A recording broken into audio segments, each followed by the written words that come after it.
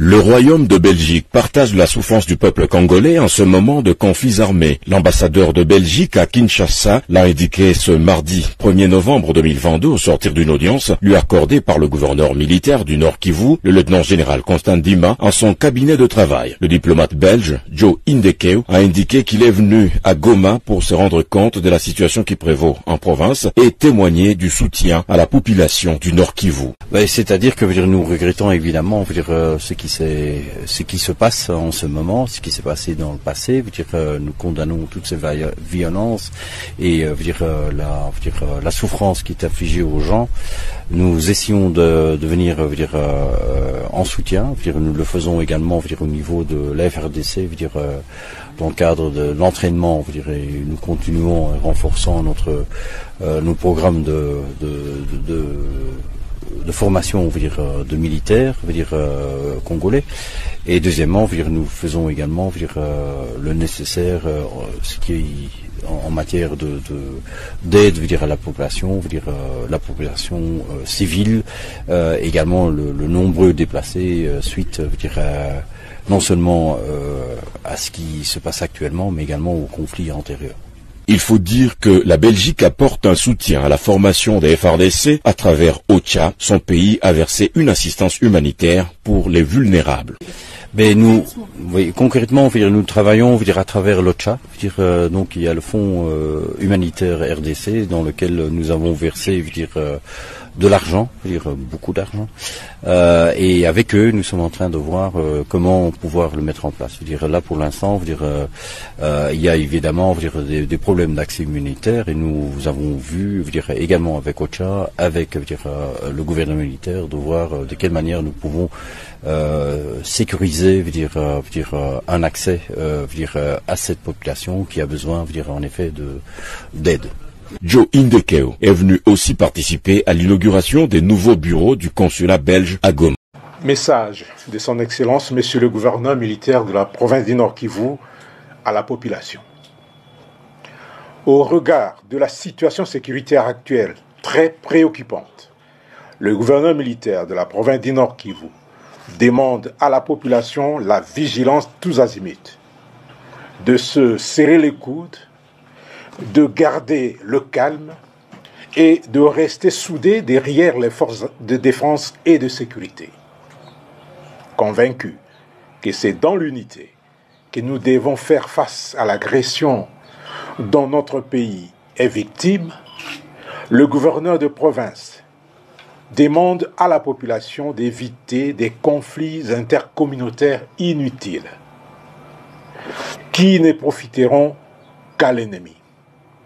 En plus, il invite la société civile et les mouvements citoyens de s'abstenir d'organiser des manifestations populaires susceptibles de favoriser l'infiltration de l'ennemi.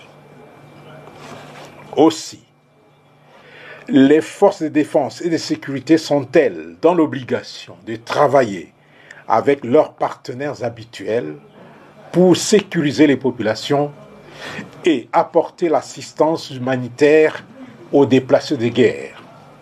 C'est dans ces contextes que les opérations militaires et des patrouilles conjointes seront organisées avec la MONUSCO pour atteindre cet objectif.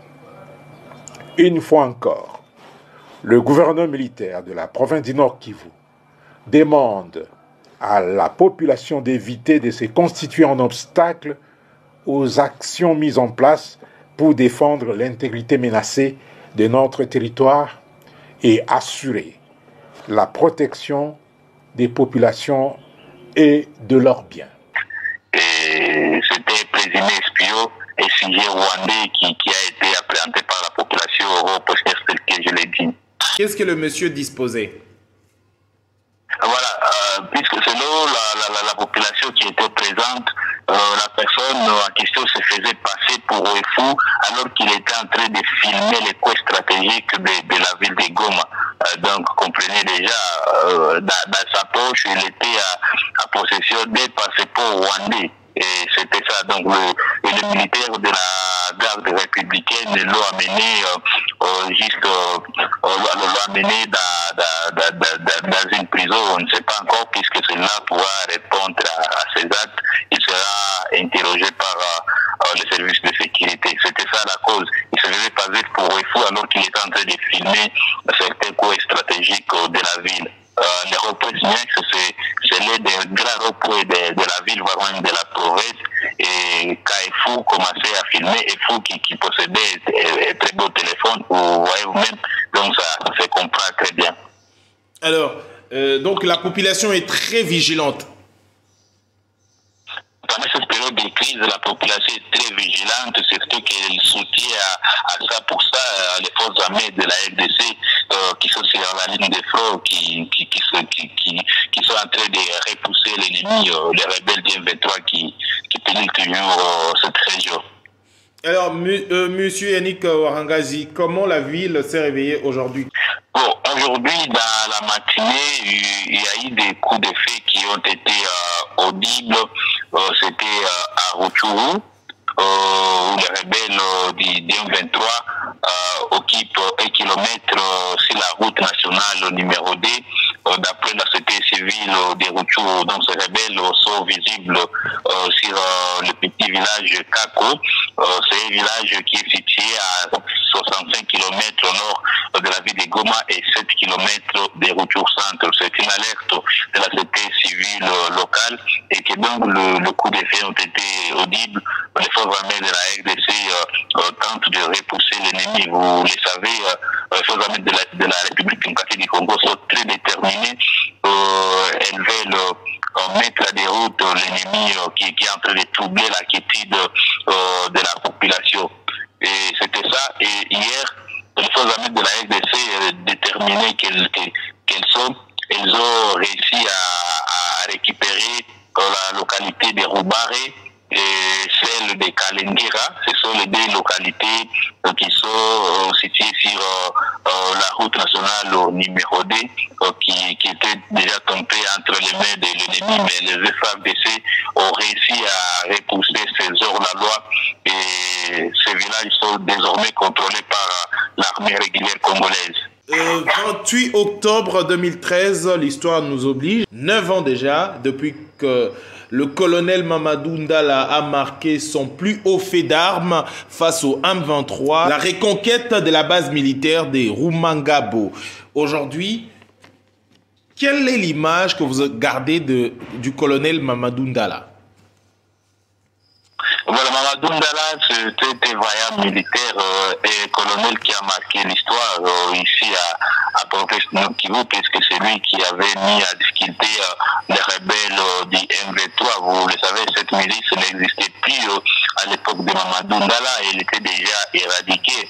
Et aujourd'hui, elle est revenue puisqu'elle est soutenue par les Rwandais. Donc aujourd'hui, on peut dire que c'est la RDC qui est entrée d'affronter le pays voisin, les Rwandais, puisque le M23 est sous couvert de l'armée rwandaise. Et en 2013, c'était respecté 20 octobre, comme aujourd'hui, le colonel Mamadou Ndala, général à titre postile, avait réussi à libérer des mains des hors-la-loi les camps militaires de Rumangabo. Rumangabo, c'est toujours dans les territoires de Rutshuru. C'est l'un des grands cas de la province du Nord Kivu, un cas qui était tombé surtout entre les mains de l'ennemi. Mais aujourd'hui, ça fait déjà 9 ans depuis que Mamadou avait récupéré ses camps militaires. Et ça, c'est déjà une histoire. Et aujourd'hui, les forces armées de la République démocratique du Congo sont en train de tout faire pour protéger les cas de Rumangabo. Donc jusqu'à présent, les cas de Rumangabo est toujours entre les mains de l'armée loyaliste. Donc c'est une bonne chose. Ça montre déjà combien de fois les forces armées de la République démocratique du Congo sont très très déterminées et pour repousser d'un moment à l'autre l'ennemi. Nous sommes convaincus, dans la population de la province est convaincue et fait confiance à son armée. Elle sait très bien que dans les jours qui viennent ou dans les heures qui viennent, ces ennemis de la paix seront boutés au détail vous êtes au Nord Kivu, vous vivez du jour au jour la réalité et les informations, les échos du front. Est-ce que l'ennemi a encore le souffle de combattre face à l'armée régulière?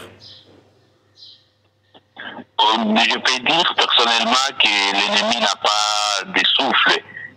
C'est juste qu'il est en train d'employer, il est en train de se créer. Non, mais quand le média parle du M23, et c'est ce qu'il veut, sous couvert du Rwanda, c'est ce qu'ils veulent le dire, mais en réalité, ils n'ont pas de souffle. Les forces armées de la République démocratique du Congo sont motivées au Kenya, et donc ça c'est la République démocratique du Congo, c'est un grand pays, et pour dire que le Rwanda n'a pas de force, il ne peut rien faire face à la République démocratique du Congo, et ça, la population est convaincue. Donc, d'un moment à l'autre, ces M23 seront déculotés par les forces armées de la RDC.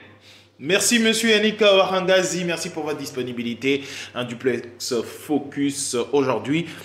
Paix à son âme, Mamadou Ndala, un homme qui a marqué l'histoire de l'armée congolaise, comme à l'instar de Général Mayele et tous ces vaillants militaires qui ont combattu. Et merci pour ces sens patriotiques. Nous espérons qu'il n'a pas tout simplement décoré de son sang le sol congolais, juste pour que la République démocratique du Congo parte un jour. Merci, ça n'est fini pour cette édition. Merci de l'avoir suivi, mesdames et messieurs, chers abonnés d'Info 243.